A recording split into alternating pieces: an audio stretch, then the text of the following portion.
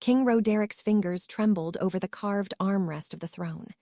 The great hall of Valoria, usually resplendent with golden banners and polished marble, felt suddenly oppressive, as though the walls themselves were leaning in to watch him fail.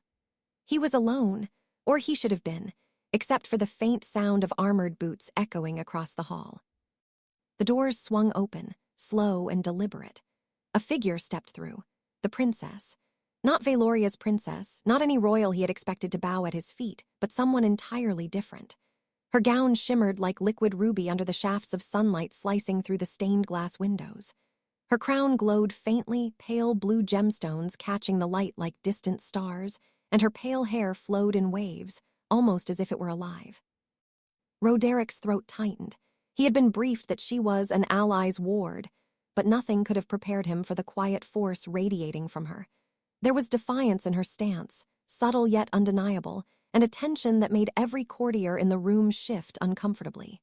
She didn't look like she needed protection, yet he was tasked with escorting her. The thought gnawed at him. "You are late," he said, trying to sound commanding, though his voice cracked.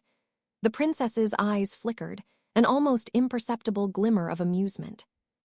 "I was not expecting a warm welcome," she replied, her tone smooth but sharp. "Nor did I expect the king himself to greet me." Her gaze was a knife in velvet. It seemed to weigh every secret, every lie Roderick had carried through the palace halls. Roderick gestured toward the throne. "Please sit. There are arrangements to discuss." She moved with deliberate grace, yet every step seemed charged with a quiet rebellion, a subtle statement that she was not merely another guest in his court. The courtiers whispered among themselves, glances darting between her ethereal presence and Roderic's uneasy posture. He felt smaller under their scrutiny, powerless in a way that made his own crown feel heavier than it ever had. Then, unexpectedly, she leaned forward slightly, her voice dropping to a conspiratorial whisper that reached only him. "Do you know why I am here, King Roderick?" He shook his head, though panic threatened to rise in his chest. "I was told you came for diplomatic reasons." Her lips curved faintly, almost mocking. "Diplomacy is a lie, isn't it? I have come to see the man behind the throne, the one who cannot command the kingdom without others bending to his will." The hall seemed to constrict. Roderick swallowed hard, realizing that this princess, alien in every way, yet dressed in the trappings of royalty, was not merely a guest. She was a mirror held up to him, reflecting every insecurity, every failure he had tried to mask beneath ceremonial robes and polite smiles. A sudden sound shattered the tension. A hidden door creaked. Both turned instinctively, only to see a young squire scurrying, whispering hurriedly about an urgent message from the northern borders.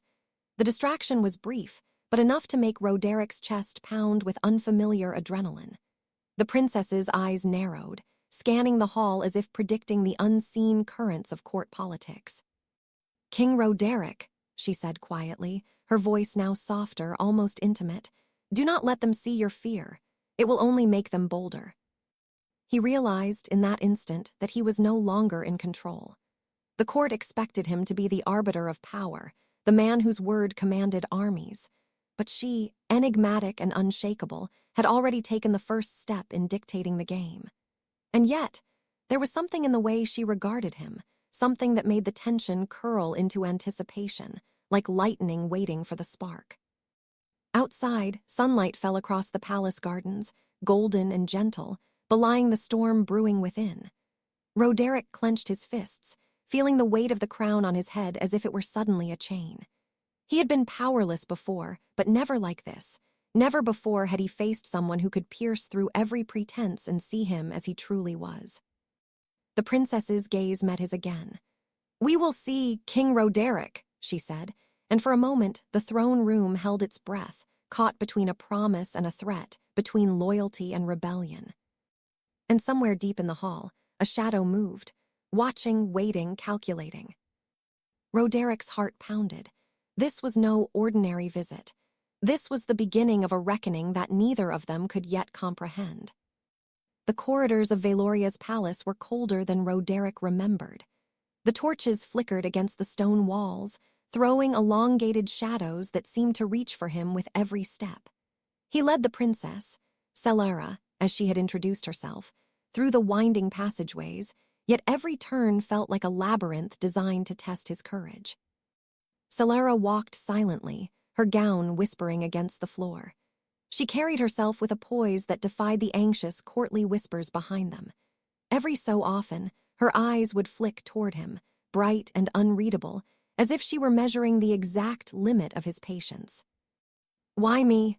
Roderick finally asked, his voice breaking the silence. He was not usually a man to confess doubt, but the question escaped anyway. Celara tilted her head, a single strand of hair catching the torchlight. "You are the king, yet you are powerless. That makes you interesting. Everyone else bows, smiles, and hides behind protocols. But you will make mistakes, and I want to see which ones matter." The words stung. He had prided himself on maintaining decorum, even when the council undermined him. Now, the princess, alien, imposing, yet hauntingly human in her subtle gestures, was dissecting him with effortless precision. A sudden creak echoed from the shadowed corners. Roderick stiffened. The squire had warned him that the northern border messengers might arrive at any time, but this felt different. It was deliberate, observed, intrusive. Celara stopped mid-step, her gaze piercing the gloom. "You are being watched," she said, almost whispering. "Not by guards, but by eyes that are trained to notice weakness. Do not turn around."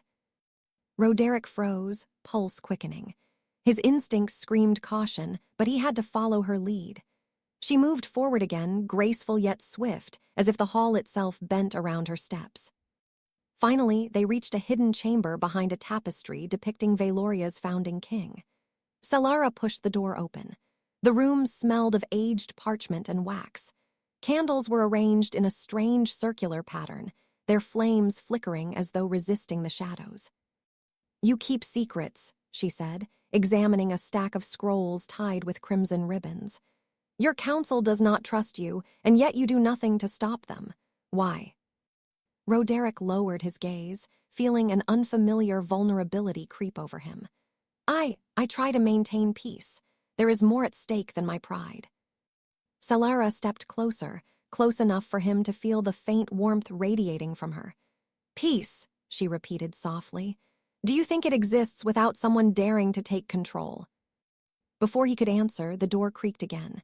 A figure slipped inside, a cloaked messenger with a letter sealed in black wax. Celara's eyes narrowed.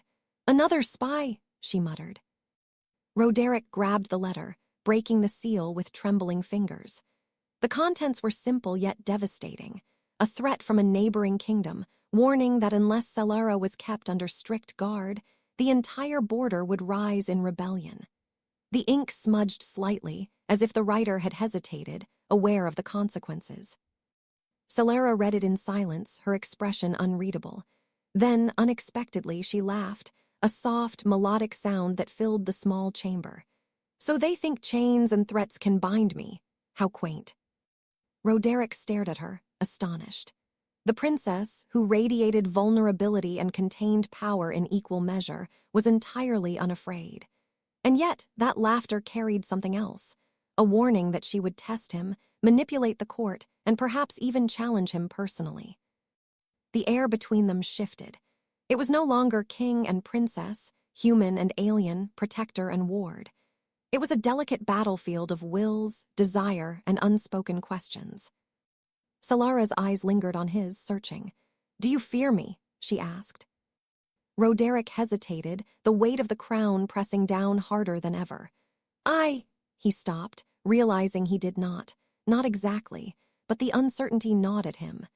Fear was different from caution, and he was unsure which she had ignited within him. A sudden crash from the hall outside interrupted the fragile intimacy. Shadows moved rapidly along the walls, and muffled voices shouted commands. Roderick and Celara exchanged a glance, silent acknowledgement of the danger encroaching. She touched his arm lightly, a fleeting electric contact. "Prepare yourself," she whispered, her voice almost reverent. "Tonight you will see what it truly means to be powerless." And with that, she pulled the hidden tapestry across the doorway, plunging them into near darkness. The storm outside the palace had begun, and the first thunderclap shook the walls. The game, it seemed, was only starting. Rain hammered the palace roofs, drumming against stone as if nature itself wanted to announce the coming storm. Roderick stood beside Celara in the shadowed chamber, listening to the distant echoes of hurried footsteps and shouts.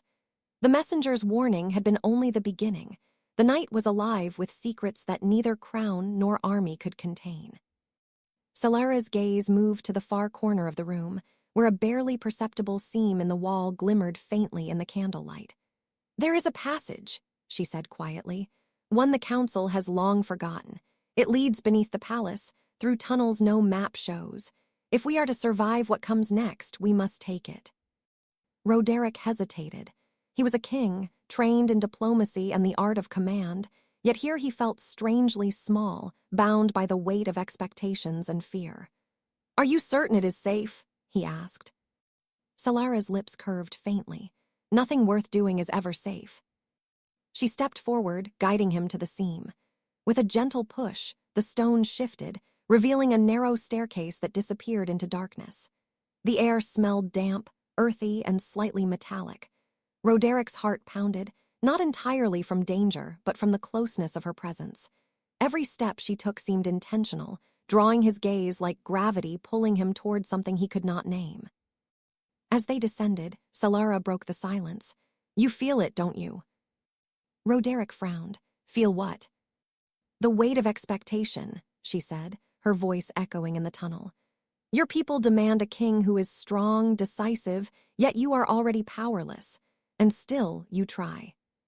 He swallowed hard. "And you? You come here as a princess, yet you carry your own kind of power. I don't understand you." Her hand brushed his briefly, sending a shock of warmth through him. "Then perhaps you should stop trying to understand and start noticing," she murmured. A faint sound interrupted them, a scraping, deliberate and slow, coming from deeper within the tunnel. Roderick tensed, drawing a hidden dagger from his belt. Celara didn't flinch. Instead, she stepped forward, her eyes glowing faintly in the dim light, the gemstones in her crown catching shadows like miniature stars. From the darkness emerged a figure, small, hunched, but moving with uncanny precision. A thief. A spy. Roderick raised his dagger, but Celara held out a hand. "Wait," she said softly. "This one is not what you think."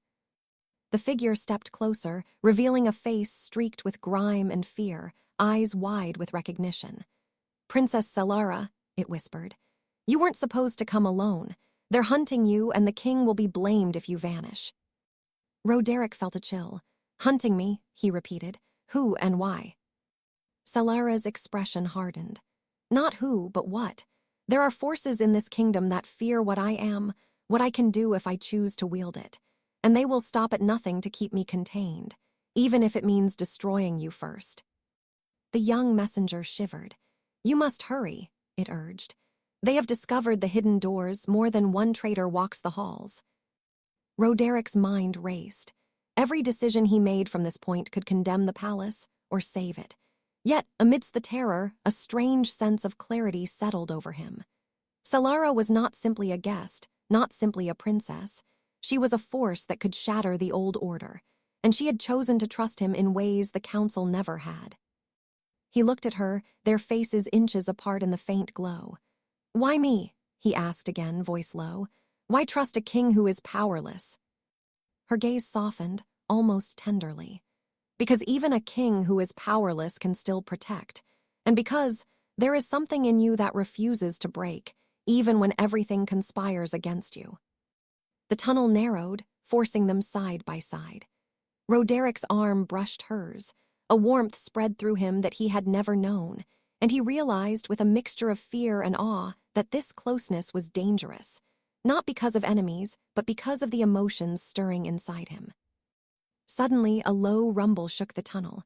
Dust fell from the ceiling, and a faint light flickered at the far end. "We are not alone," Celara whispered. Roderick gripped his dagger tighter, heart hammering. "Then we fight." Celara shook her head. "No, we move. Silence is our only ally now."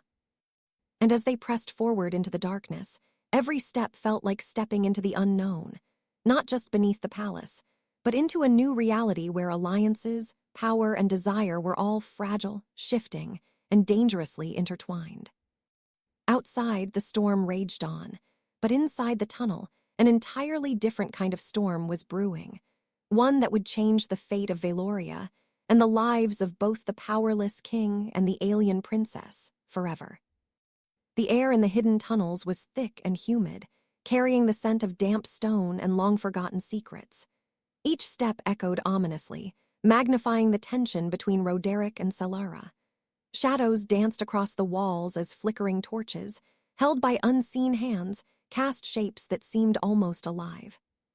Celara paused at a fork in the passage. "We must decide quickly," she whispered, her hand brushing his arm with a touch that was both guidance and warning. "One path leads to the northern gates, another to the heart of the palace itself. Treachery awaits in both." Roderick frowned, heart hammering. "The heart of the palace? You mean into danger?" Celara's eyes shone faintly in the dim light. "Precisely. Sometimes the only way to survive is to face the storm at its center." He hesitated, but when he looked at her, her pale, determined face framed by golden hair, he felt a surge of resolve. "Then we face it together," he said. She allowed a faint smile, almost imperceptible. "Good. I thought you might understand." They chose the path leading back toward the palace's inner chambers, the walls narrowing until Roderick had to lower his head. The air was heavier here, thick with the tension of unseen watchers. Every step was a gamble, every shadow could conceal betrayal.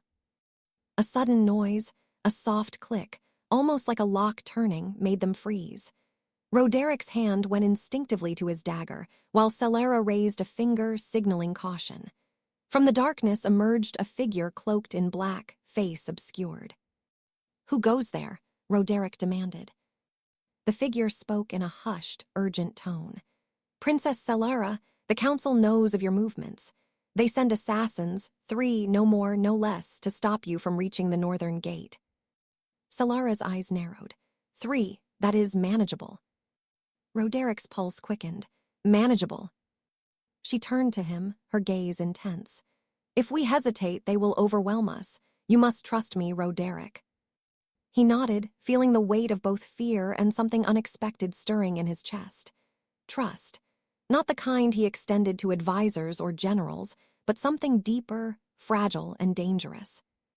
They moved forward cautiously, navigating the hidden passages with an almost uncanny familiarity. Celara's hand occasionally brushed his, sending jolts of warmth that made his mind momentarily falter.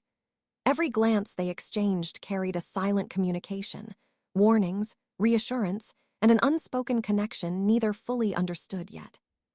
At a sudden bend, they encountered the first of the assassins, a lithe figure armed with twin daggers, moving with inhuman speed. Celara struck first, a blur of motion that disarmed and incapacitated the intruder before he could react. Roderick watched, awestruck, realizing that her power was not just in her words or presence. It was lethal, precise, and terrifyingly controlled. "Keep moving," she urged, glancing toward the next corridor. "We do not have time to linger." They pressed on, hearts pounding, shadows chasing them. Roderick felt the tension between them grow, a mixture of fear, admiration, and something that bordered on something forbidden. The air seemed charged not just with danger, but with an unspoken promise, one that neither of them dared to name aloud. Another figure appeared, larger this time, clad in black and armored. Roderick stepped forward, dagger ready, but Celara intercepted, moving with impossible grace. In a flurry of motion, she incapacitated the second intruder, leaving Roderick both breathless and unnervingly aware of her strength. They paused in a small chamber, the walls carved with ancient symbols of Valoria's past kings. Celara's hand brushed the carvings lightly. "This place holds memories," she whispered. "I can feel it. The palace remembers every betrayal, every loyalty, every secret." Roderick studied her, the flickering torchlight highlighting her determined expression. "And yet you trust me to navigate it," he said, voice low. Celara turned, eyes locking onto his. "Because you are different," she murmured. Powerless yet unwilling to give in to fear, that is rare. Before he could reply, a muffled sound came from deeper in the tunnel, a signal that the third assassin had arrived. The space grew charged with anticipation, every nerve alert. Celera's fingers brushed his arm again, this time lingering just enough to ignite a fire of emotions he could not name. "Prepare yourself, King Roderick," she said, voice soft yet commanding. "The final test begins now, and after this, nothing will be as it was." Outside, the storm still raged, but inside the tunnels, a storm of their own making was about to erupt, one that would test loyalty, courage, and perhaps the fragile bond growing between them. And in that charged silence, both realized the night was far from over, and the true reckoning had only just begun. The tunnel opened into a vast, circular chamber beneath the palace. Water dripped from jagged stone walls, pooling into shallow rivulets that reflected the faint torchlight. The air was heavy with damp and anticipation, as though the room itself waited for the inevitable confrontation. Celera paused, her hand hovering above the stone floor. "The final assassin waits here," she whispered, "and he is unlike the others." Roderick's gaze swept the chamber. His dagger felt suddenly inadequate. Unlike the others, how? Before she could answer, a figure stepped from the shadows. A man taller than any human Roderick had ever seen, his armor black as midnight, adorned with strange glyphs that glimmered faintly. His movements were precise, deliberate, almost predatory. "You should not have come," the intruder said, voice cold and resonant. "The princess is under my protection. None shall leave alive." Celera's eyes narrowed, the faint blue glow of her crown intensifying. "You will not touch me," she said, voice unwavering. Her words were a spark that ignited the tension in the chamber, sending a shiver through Roderick. The assassin lunged with impossible speed. Roderick barely had time to react and instinctively raised his dagger. Celera moved like lightning, intercepting the attack, her hand striking the intruder's wrist with a precise, shocking force. He staggered, momentarily stunned, but not defeated. Roderick felt a surge of admiration and fear. Celera was magnificent, terrifying, and otherworldly all at once. He had escorted her to the palace, but now he realized she was carrying him through a storm he had never imagined. The intruder recovered, spinning with deadly grace. Roderick lunged to aid her, but she stopped him with a quiet gesture. "This is mine," she said. "Watch, learn, and survive." Time slowed in the chamber. The clash of steel rang against stone. Celera's movements were fluid, elegant, precise, every strike and parry a testament to power restrained by intellect. Yet beneath her control, there was a fire, raw and unyielding, that even Roderick could feel radiating toward him. A misstep from the intruder allowed her to counter, sending him sprawling across the wet floor. He rose, panting, eyes filled with an unearthly fury. "You cannot hide what you are," he spat. Celera's gaze met his, unwavering. "No," she said softly, "but I can control it, and I will protect those who trust me." Her words cut through Roderick like a blade. He had trusted her blindly, and she had not betrayed him. The intruder lunged once more, but Celera's crown glimmered as if responding to her thoughts. Light erupted from the gemstones, blinding and intense. The man froze, shielding his eyes, and then collapsed, unconscious, the glyphs on his armor fading into dullness. Roderick exhaled shakily. He had never seen anything like it. What was that? Celera lowered her hand, her gaze meeting his. "A reminder," she said softly, almost intimate, "that power does not belong to those who desire it. It belongs to those who can bear it without losing themselves." For a moment, silence filled the chamber, broken only by the drip of water. Roderick stepped closer, heart pounding in a strange mixture of fear, admiration, and something else, something tender, forbidden, and fragile. "You are incredible," he said finally, voice low. "I have never met anyone like you." Celera's lips curved faintly, a hint of warmth breaking the tension. "And yet you walk beside me, unafraid, even knowing the risks." Roderick swallowed. "I am afraid," he admitted. "Terrified, actually, but I trust you." Her hand brushed his, lightly at first, then with a deliberate intimacy that sent a thrill through him. "Then we are both vulnerable," she whispered, "and yet stronger for it." A distant rumble from above reminded them that the palace above was not yet safe. The storm still raged, guards and traitors moving through halls filled with suspicion and danger. Salara's gaze shifted toward the hidden exit leading to the northern gate. "We must move," she said. "The night is not yet over, and those who would stop us are still active." Roderick nodded, gripping his dagger with renewed determination. "Then we go, together." As they stepped toward the passage, the bond between them had subtly shifted.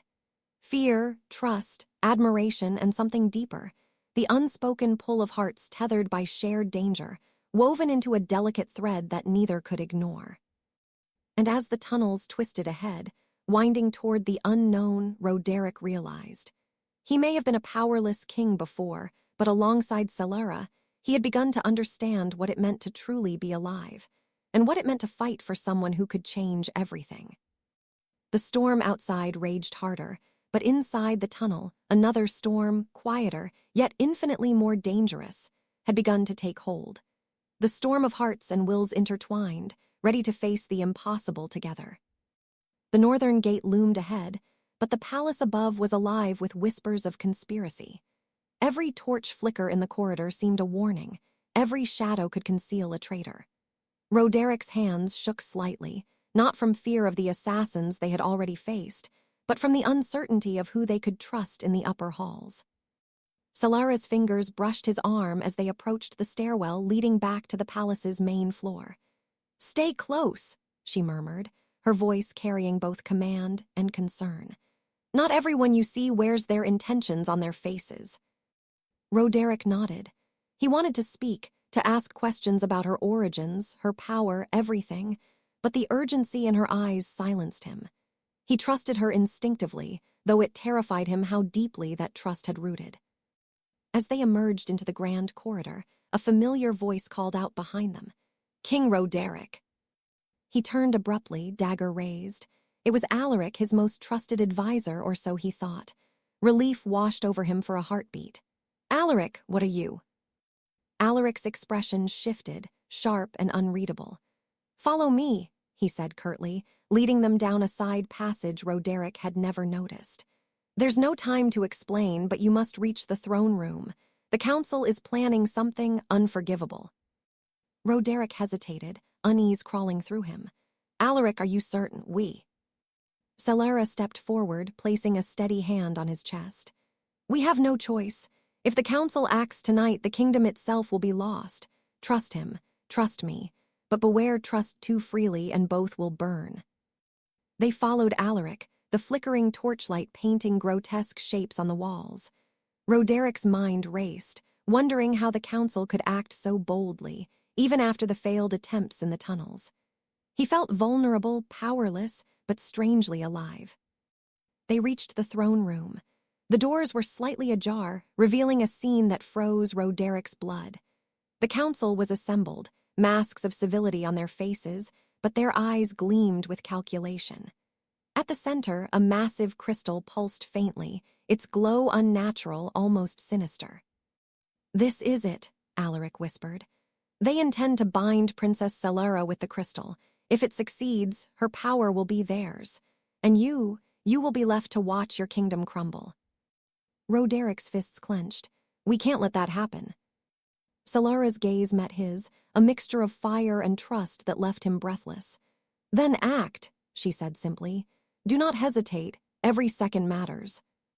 They stepped forward, and the council members turned in unison.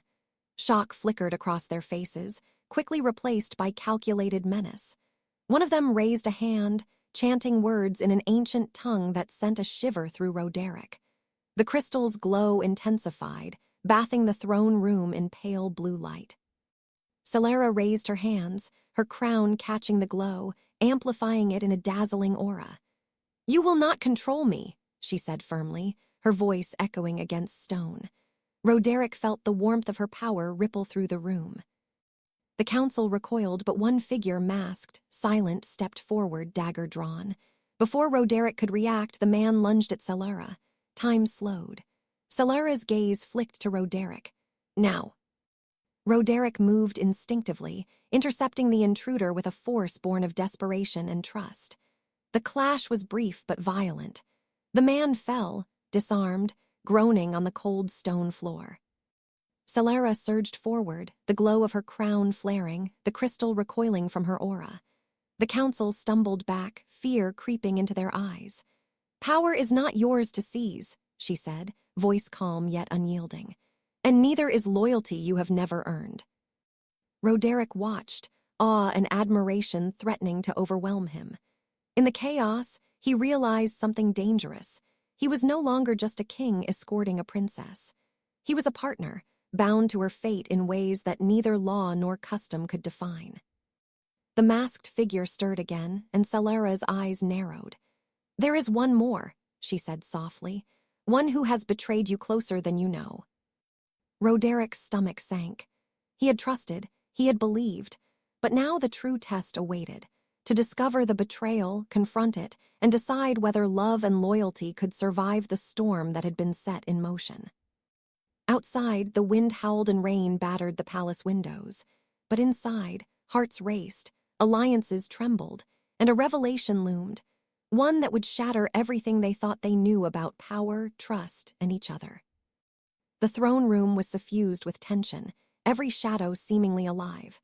Roderick's hands shook slightly as he faced the council, his gaze flicking to Celara. She stood at the center, crown aglow, radiating both power and quiet defiance. Every ounce of her presence demanded attention and loyalty, not just from him, but from everyone who dared to breathe in the room. "You were warned," she said, voice steady, yet carrying the weight of every injustice the council had plotted. "Power does not belong to those who covet it blindly. It belongs to those who endure, who protect, and who choose wisely." Roderick felt a surge of determination. The kingdom had demanded he lead, and though he had once felt powerless, this moment had transformed him. He stepped forward, placing a hand lightly on Celara's arm. "Together," he said quietly. "Whatever comes, we face it together." The council members exchanged nervous glances, realizing for the first time that the king was no longer the figurehead they had sought to manipulate. And then the masked figure, the true betrayer, stepped forward. Roderick's blood ran cold. He recognized the gait, the posture, the subtle arrogance. It was Alaric. "You," Roderick whispered, disbelief mingling with anger. Alaric's eyes were hard. "I did what was necessary," he said, voice low but unwavering. "The kingdom cannot survive with her power uncontrolled. You cannot control her. I only sought to protect it." Celara's gaze flicked to him, unyielding. "Protect? By betrayal." Her words struck like lightning. "You are blind if you think manipulation preserves peace." Alaric lunged, but Celara was faster. A wave of energy from her crown knocked him back, sending him crashing against the stone pillars. Roderick rushed forward, seizing the moment, and bound Alaric with ropes enchanted by Celara's subtle magic, stronger than steel, yet delicate enough not to harm him. The council fell silent, fear and awe mingling in their eyes. Celara's glow dimmed slightly, replaced by the calm authority of someone who had claimed her place, not through conquest, but through revelation and restraint. Roderick exhaled slowly, the tension in his shoulders finally easing. "Is it over?" he asked softly. Celara turned to him, her expression both intense and tender. "It is," she said, "for tonight, but the kingdom will remember, and so will you." He stepped closer, captivated by her unwavering presence. "I feared I would always be powerless," he admitted. "But tonight, I understand, power is not in the throne. It's in the choices we make and the bonds we forge." Celara's hand reached for his, their fingers intertwining naturally. "Then we are both powerful in ways that matter most," she whispered. The storm outside had passed. Rain trickled along the palace windows, casting refracted light across the room. The crystal that had threatened her shimmered faintly, then dimmed entirely, as if acknowledging the end of its manipulation. Roderick looked around, seeing the council, the empty halls, and the vast city beyond. "We have survived," he said. "Not because of fear, not because of armies, but because we chose courage together." Celara smiled faintly, a warmth in her eyes that made his chest ache. "And perhaps because we trusted when everything told us not to." He met her gaze, and in that instant the weight of the crown no longer mattered.